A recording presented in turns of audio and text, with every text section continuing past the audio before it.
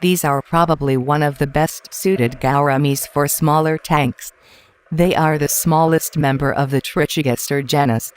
It is colored in soft hues of silvery gray to light yellow, sometimes with a very light horizontal brown stripe along the center. Females retain this coloring while males develop more coloration when in nest building and spawning mode. When this species was described, because of the color differences in the sexes, the male and female were mistakenly described as two different species. They are not quite popular. This is presumably due to the fact that when seen in a retail setting, the coloring of both sexes is quite bland. Once they become acclimated and comfortable in their own environment, their truly beautiful colors began to emerge. This species is a labyrinth fish and must have access to the surface of the tank so it can breathe.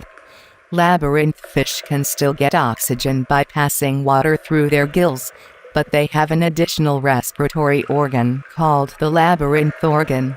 Characteristic of all the labyrinth fishes, this species is a bubble nest builder as well.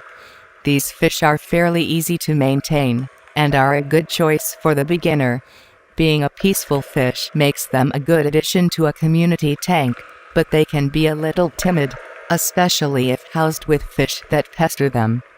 Be sure to provide them with lots of plant cover so they have plenty of places to hide. They have an average lifespan of 4-8 years with proper care.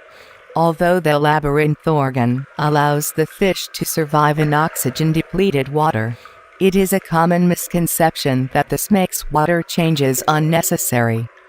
It is desirable to keep the tank in a room with a temperature as close as possible to the tank water, or risk damaging the labyrinth organ.